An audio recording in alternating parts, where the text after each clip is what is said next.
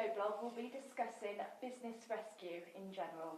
I'm joined by Richard Sims, who is one of the licensed insolvency practitioners at FA Sims & Partners, and he's going to help discuss what options are available for companies who might be suffering from insolvency but feel a business rescue option is a more preferred route for them to take.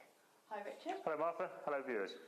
So, can you just give us a brief overview of what business rescue actually stands for? Okay, so business rescue by itself is a very broad topic, but what we're talking about, how we see, this is FA Sims & Partners' view of how we see business rescue. We see it really as trying to empower the business owners, the business directors, the business managers to be able to resolve the issues they're facing in a positive way. So we're not looking to be there to kind of run the business or be there every day.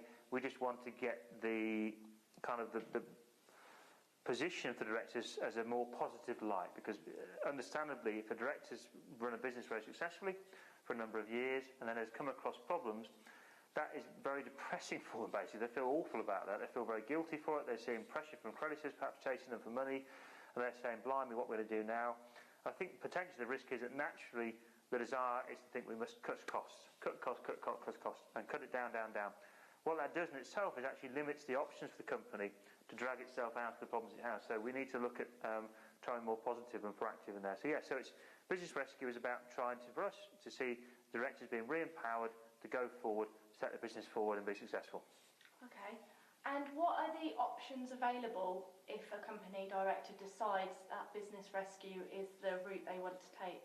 Okay, so again, every situation is a bit different. We need to begin to understand what the financial position of the company is. What are the pressure points? So let's say, for example, there may be a possibility of missing an HMRC VAT payment in 4 months' time. That presents us a different challenge to being faced with a situation where the wages can't be paid on Friday, for example. So those two different timelines, okay, extremes of both, gives you an idea that depending on what the next most imminent pressure point is, will depend upon how quickly, how urgently something needs to be changed around from that. So you're almost talking about a recovery to rescue kind of balance between the two, where rescue is very much an immediate something and recovery is a more progressive thing across that. So the options really are dependent upon, first of all, the pressure points. Let's establish the pressure point and let's see if we can work out where we go from there, and then to understand what, I guess, the future ideal position is. If we can see what, let's call it point B is compared to point A today, then we can begin to map a route from A to B across that then within the time frame available, subject to creditor pressure. Okay. Thank you. What are the processes available for business rescue?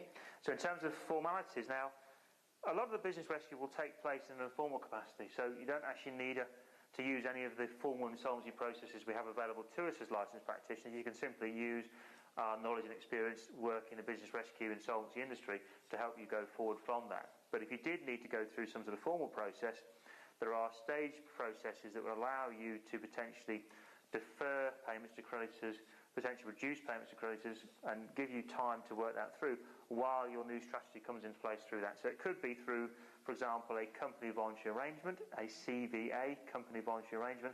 It could be through administration, company administration, or it could even be through liquidation. You may not think that actually a creditor's voluntary liquidation is a rescue tool, but it can be used as that as well. So it's kind of a severity scale depending on the situation faced at that point in time.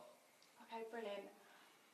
If you need further assistance and guidance on business rescue options, then you can contact Richard Sims or any of the licensed insolvency practitioners at FA Sims & Partners on the number at the bottom of your screen. Thank you. Thank you, Martha. Thank you, viewers.